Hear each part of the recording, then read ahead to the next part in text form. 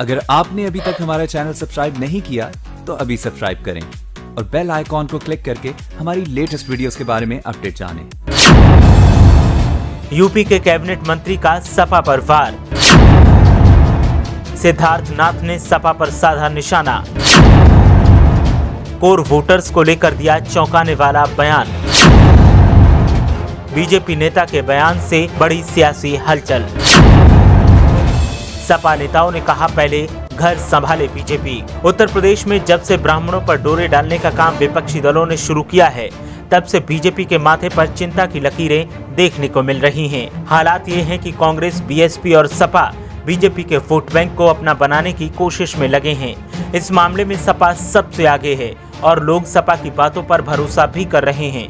ऐसे में दरकते core voters को बचाने के लिए बीजेपी नेता और खुद बीजेपी आला कमान अब सपा को निशाने पर ले रहे हैं और एक के बाद एक कई संगीन आरोप लगा रहे हैं। अब बीजेपी नेता और कैबिनेट मंत्री सिद्धार्थनाथ सिंह ने सपा पर आरोप लगाए और सपा पर जब बीजेपी नेता ने आरोप लगाए तो सपा नेताओं ने भी उन्हें उन्हीं की भाषा में जवाब दिया, जिस भाषा का इस्तेमाल कर बीजेपी के नेता सपा को आरोपी बना रहे थे।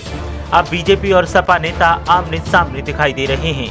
हालांकि सिद्धार्थनाथ सिंह ने सपा के साथ साथ कांग्रेस और बीएसपी पर भी निशाना साधा था, लेकिन उन दलों के नेता कुछ कह पाते उससे पहले ही सपा नेताओं ने बीजेपी नेता की बैंड बजा दी। दरअसल उत्तर प्रदेश सरकार के प्रवक्ता और कैबिनेट मंत्री सिद्धार्थनाथ सिंह ने ब्राह्मण पॉलिटिक्स से लेकर प्रदेश में नवगठित ट्रिब्यूनल और बाढ़ की समस्या पर बयान दिया।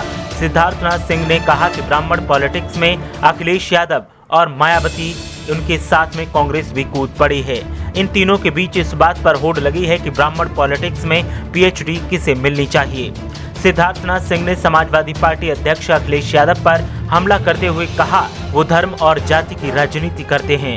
अगर अपराध की बात करें तो हमारी सरकार में 2017 से 2020 तक हर साल अपराध की दर में कमी आई है।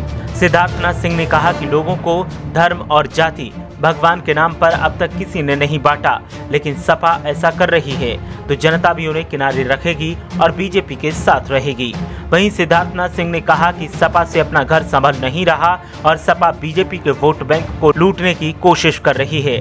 मामले पर सपा नेताओं ने पलटवार किया और साफ शब्दों में कहा कि बीजेपी नेता को अपने पहले विधायकों की उस मुहिम को देखना चाहिए जिसमें वो बीजेपी की ही बकिया उधेड़ रहे हैं, और अगर बीजेपी नेता इस बात को समझ लेंगे तो दूसरों को घर संभालने की सलाह देने से बेहतर पहले अपने हिटलर मुखिया से बात करेंगे और फिर अपने विधायकों को संभालने की कोशिश करेंगे।